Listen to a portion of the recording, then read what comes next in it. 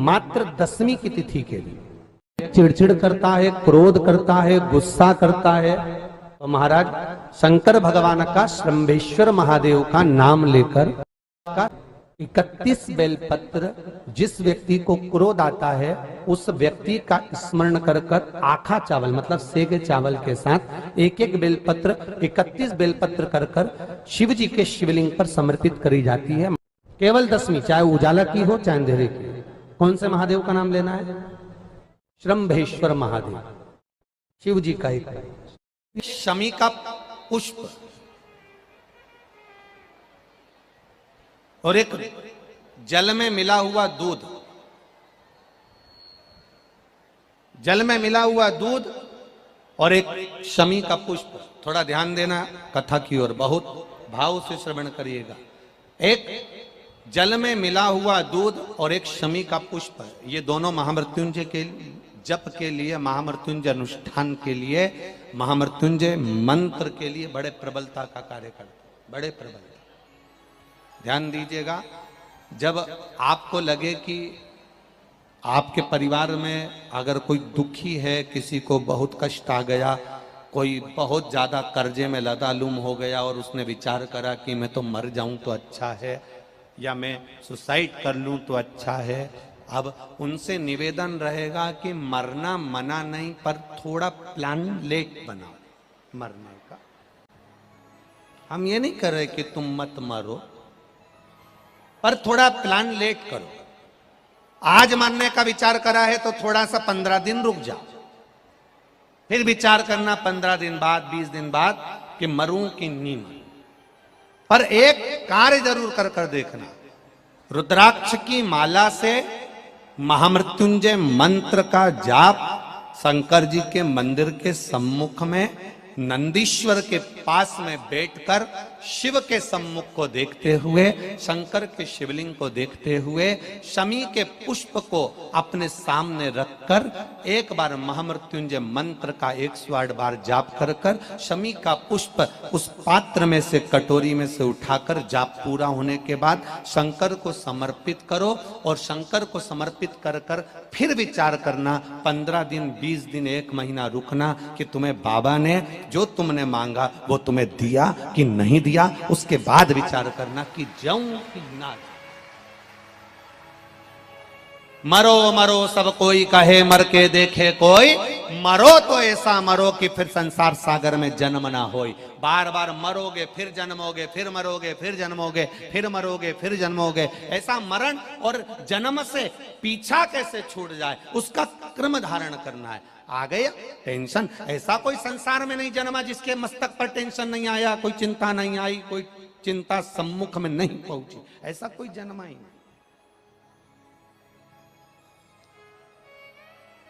आ गया थोड़ी परेशानी, आ गया थोड़ा कष्ट, एक शमी का पुष्प सम्मुख रखकर महामृत्युंजय मंत्र का अनुष्ठान कर कर, और यदि आप नहीं कर सकते हो, आपको लग रहा है कि मेरे दुख की घड़ी चल रही है, समस्या की घड़ी चल रही है, बहुत रोग चल रहा है, बहुत बीमारी चल रही है, बहुत कष्ट चल रहा है, उस समय पर आप अगर नहीं कर सकते हो तो जो आपके प्रिय, आपके स्नेही, आपसे मिलने वाले जो ब्राह्मण देवता, जो भू देवता हों, उनके चरणों में जाकर नमन कर कर, प्रार्थना कर कर, उनसे विनय कर कर कह सकते हो, महाराज जी बहुत टेंशन का जीवन चल रहा है, बहुत कष्टमय जिंदगी चल रही है, आप कृपा करो मेरे लिए एक बार महामृत्युंजय का अनुष्ठान शमी का पुष्प रख कर कर दीजिए। बाबा ब्राह्मण देवता, मुझे विश्वास है कि मेरा भोलेनाथ मेरा हाथ पकड़ लेगा और मुझे इस भवसागर से पार उतार देगा। एक शमी के पुष्प में वो बल होता है, एक शमी के पुष्प में वो भाव होता है, एक शमी के पुष्प में वो आनंद होता है कि महामृत्युंजय के अनुष्ठान का, महामृत्युंजय मंत्र के बल का एक आनंद सुख हमें तुरंत प्रदान कर दे, तुरंत दे। जैसे बेलपत्री के मध्य भाग, थोड़ा ध्यान दीजिएगा, ये बेलपत्र है और इस बेलपत्र के 2 पत्ती और ये 3 पत्ती का जहां पर मिलन हुआ है, फिर अच्छे से देख लीजिए, बेलपत्र बेलपत्र की 2 पत्तियां, ये 3 पत्तियों का जहां बीच में मिलन हुआ है, उस 3 पत्ती के मिलन की जगह पर केवल मिलन वाले स्थान पर चंदन लगाकर अगर हम 108 बार महामृत्युंजय मंत्र का स्मरण कर कर देव अधिदेव महादेव को समर्पित करते हैं तो मनवांछित फल की कामना हमारी तुरंत पूर्ण हो जाती है। वो महामृत्युंजय मंत्र। शमी की पत्ती देखिए आप लोगों ने, जम के तो बोले जरा, देखिए मंदार पुष्प भी देखा हुआ है। अब शमी की जो पत्ती होती है, उस शमी की पत्ती को भगवान देवाधिदेव महादेव पर चढ़ाने का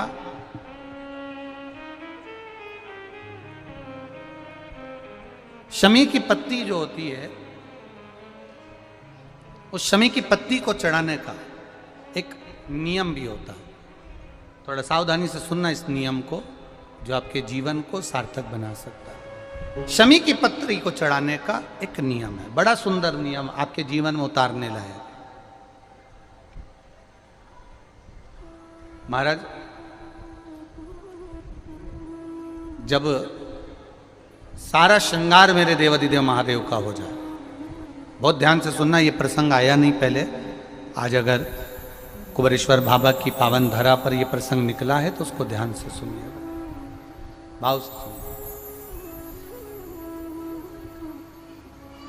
पत्ती, शमी की जो पत्ती होती है, उस शमी की पत्ती को कब, कैसे और कहां चढ़ाना चाहिए, और शमी की पत्ती का फल क्या होता है, वो भी अपन समझ लें उसको। शमी की पत्ती,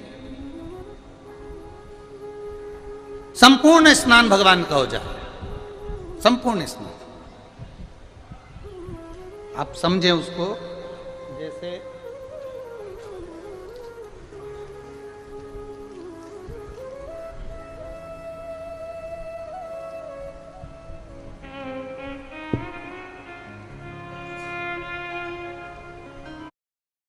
ये शिवलिंग है, जलाधारी, जल निकल कर जाने का स्थान, गणेश, कार्तिकेय, अशोक सुंदरी, जलाधारी मतलब माता पार्वती जी का हस्त कमल, शिवलिंग, शिव का स्वरूप, ऊपर जो जलाधारी लगी है उसमें से एक एक बूंद जो पानी नीचे गिर रहा है, जो पानी नीचे गिर रहा है, शिव जी की बेटियां जया, विषहरा, शामली बारी, दौतली, देव, शिव जी की पुत्री बेटियां।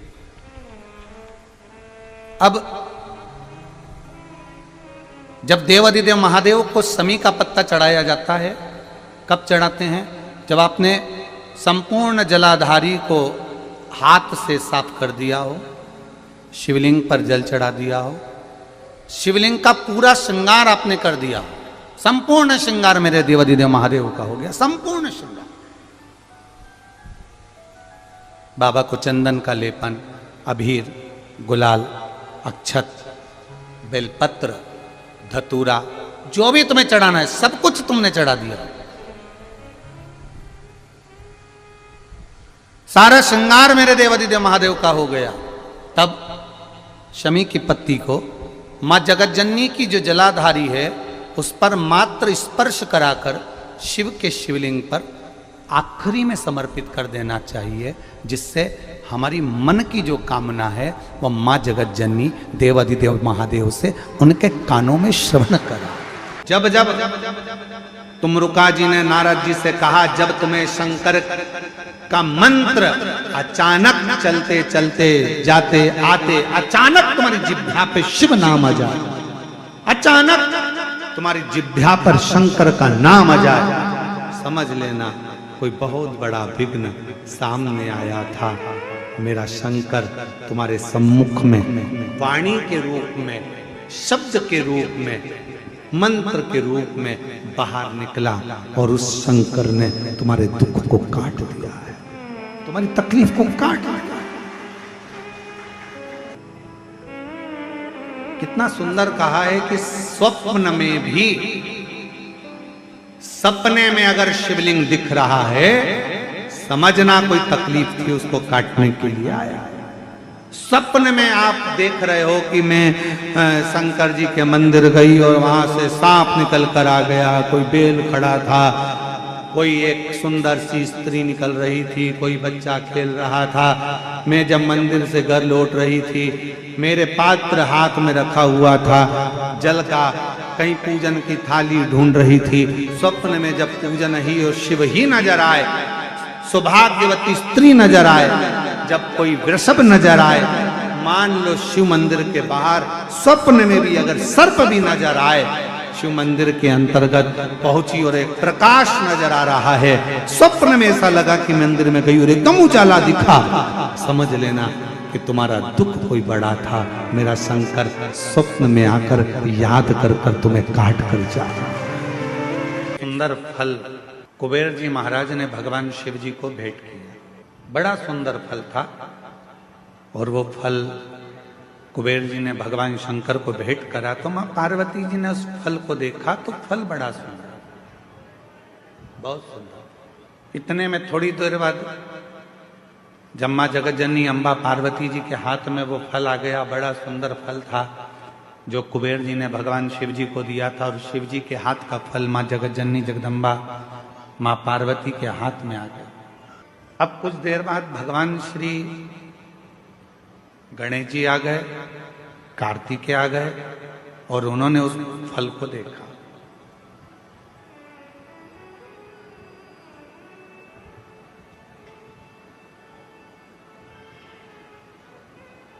अब इतना सुंदर फल था कि कार्तिकेय जी भी देखकर उसकी ओर थकित रह गए और भगवान श्री गणेश जी महाराज भी उसको देखकर थकित रहे। कभी कभी ऐसा होता है, माँ को मायके से साड़ी मिलती है, कभी कभी ऐसा होता है और माँ को मायके से साड़ी मिलती है, वो साड़ी बहू को भी पसंद आ जाती है और बेटी को भी पसंद आ जाती है। अब थोड़ा चक्कर पड़ जाता है कि वो साड़ी मायके से मिली है, वो माँ को भी पसंद आ रही है और बेटी को भी, बहू को भी पसंद आ रही है।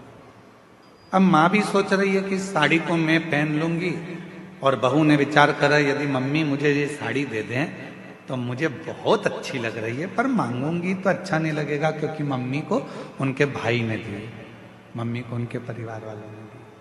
पर फिर भी मन में भाव है कि ये साड़ी मुझे मिल जाए, ये साड़ी मुझे प्राप्त हो जाए। थोड़ी देर बाद बेटी ने उस साड़ी को देखा तो बेटी के मन में भी भाव आ गया कि ये साड़ी मुझे मिल जाए तो अच्छा, इतनी सुंदर साड़ी है, ये साड़ी मैं पहनूं तो अच्छी। माँ को साड़ी अच्छी लग रही है, बेटी को साड़ी अच्छी लग रही है, बहू को साड़ी अच्छी लग रही है। अब ऐसी स्थिति में बेटी भी खड़ी हो गई और बहू भी खड़ी हो गई और कहा मम्मी ये साड़ी हमको दे दो। तो अब सास करेगी क्या, माँ करेगी क्या, बेटी को दूं कि बहू को दूं? बहू को दूंगी तो बेटी को बुरा लग जाएगा और बेटी को दूंगी तो बहू को बुरा लग जाएगा। संशय पड़ गया। उसी तरह फल अच्छा है, कुबेर जी ने दिया है, वो फल भगवान देवाधिदेव महादेव के पास आ गया। भगवान शंकर जी ने वो फल पार्वती जी को दे दिया। पार्वती जी के हाथ में वो फल जो दिखा, उस फल को लेने की कामना श्री गणेश जी के मन में भी आ गई और षडानंद कार्तिकेय जी के मन में भी। दोनों के मन में ये भाव है कि ये फल हमें मिल जाए, ये फल हमें प्राप्त हो। जो कार्तिकेय बाबा ने देखा और कार्तिकेय जी देखकर बोले कि इतना सुंदर फल है माँ, ये फल आप मुझे दे दीजिए, बड़ा सुंदर फल है, ये फल मुझे मिल जाए। थोड़ी देर बाद गणेश जी आए तो गणेश जी ने भी कह दिया कि ये फल मुझे मिल गया। उसी समय भगवान शिव का ध्यान गया और भगवान शंकर ने उसी पल कह दिया, जो पृथ्वी की परिक्रमा पहले कर आएगा, जो पृथ्वी की परिक्रमा पहले कर आएगा, ये फल उसी को दिया जाए। कभी कभी मेरी माताओं से निवेदन है, अगर साड़ी का चक्कर पड़ जाए कि बहू को दूं कि बेटी को दूं, तो कह देना 1 साल तक जो घर के पूरे बर्तन मांजे साड़ी उसी को देगी। इतने में तो दोनों कह देंगी, मम्मी तुम्हारी साड़ी तुम ही रख लो, हम उस साड़ी का क्या करेंगे। पर फल की लड़ाई थी। षडानंद कार्तिकेय जी भी परिक्रमा करने गए और भगवान श्री गणेश जी भी परिक्रमा करने गए। एक चूहे पर बैठ गए, गला पकड़ रहा है बेटा माई। एक चूहे पर बैठ गए और एक मोर पर बैठ गए और दोनों परिक्रमा करने के लिए चल दिए। गणेश जी महाराज ने विचार करा कि ये परिक्रमा मैं कर कर आऊंगा, तब तक तो बहुत समय हो जाएगा और ये फल मेरे भाई को प्राप्त हो जाएगा। क्यों ना एक काम करूं, माता पिता की परिक्रमा लगा लेता हूं, उन्हीं के आसपास घूम लेता हूं, फल है वो मुझे मिल जाए। गणेश जी ने माता पिता की परिक्रमा करी और गणेश जी माता पिता की परिक्रमा कर कर फल को प्राप्त कर लिए। तो षडानंद कार्तिकेय जी महाराज लौट कर आए। उन्होंने देखा कि गणेश जी तो प्रथम गिनती में आ गए, माता पिता की परिक्रमा कर कर उनको फल भी मिल गया, पर मुझे तो कुछ प्राप्त ही नहीं। बात फल की नहीं है, बात है बुद्धि की, विद्वत्ता की, समझदारी। दुनिया का ऐसा कोई फल नहीं है जो आपको नहीं मिल सकता। दुनिया का ऐसा कोई काम नहीं है जो पूरा नहीं हो सकता। किसी प्रश्न को अगर लिखा जाता है तो उसका उत्तर जरूर होता है। कितने भी बड़े ताले लग जाएं, कितनी बड़ी भी तिजोरी बन जाए, उसकी चाबी जरूर होती है। उसी तरह दुनिया में अगर कोई रोग है, कोई बीमारी है, कोई तकलीफ है, कोई कष्ट है, कोई चाबी है जिसमें उस पूरे विघ्न का, उस पूरी तकलीफ का, उस बीमारी का हल शंकर की पूजन से, शिव की आराधना से प्राप्त। सबको कहते हैं कि अगर दुनिया में अगर आपका कोई नहीं है, यदि आपको लगता है कि मैं तकलीफ में हूँ, मैं कष्ट में हूँ, मैं परेशानी में हूँ, मैं बहुत विघ्नों में पड़ा हूँ, तकलीफों में घिरा हुआ हूँ, बहुत परेशानी में घिरा हुआ हूँ, तो हम उनसे भी कहते हैं सारी समस्या का हल एक लोटा। आप भगवान शंकर के मंदिर जाइए, देवालय जाइए, शिवालय जाइए, करने जाइए, शिव की स्तुति करने जाइए, भगवान शंकर के मंदिर में एक लोटा जल चढ़ाने जाइए। आपकी जिंदगी के जितने दुख होंगे, जितनी तकलीफें होंगी, जितने कष्ट होंगे, वो मिटेंगे। एक ऑपरेशन करने के लिए अभी अगर डॉक्टर हॉस्पिटल में ऑपरेशन रूम में जाता है तो पहले वो भी अपने ईश्वर को याद करता है कि परमात्मा कृपा करना, ये मरीज को मैं अंदर लेकर जा रहा हूं। ये हाथ भले मेरे होंगे, मैं भले कितना भी साइंस पढ़ा हूं, चाहे मैंने कितना भी विज्ञान पढ़ा हो, पर आखिरी में श्वासें देना तेरा काम है। इसकी श्वास चलती रखना, इतनी कृपा जरूर कर देना, इसको ठीक कर। वो मेरे हाथ में नहीं है, पर तू जब कृपा करेगा, तू जब करुणा करेगा, तू जब दया करेगा, तू जब कृपा करेगा, तो सब कार्य अपने आप सफल होते चले जाएंगे। सब कार्य अपने आप सफल होते जाएंगे। तू कृपा कर। शिवाय नमस्तुभ्यं। दोस्तों, हर हर महादेव। 11 फरवरी बुधवार दशमी तिथि को जो बच्चा चिड़चिड़ करता हो तो शंभेश्वर महादेव का नाम लेकर 31 बेलपत्र अगर शिवलिंग पर एक चावल के समर्पित कर देता है तो उसकी मनोकामनाएं पूर्ण होती है, चिड़चिड़ करना बंद कर देता है। हर हर महादेव।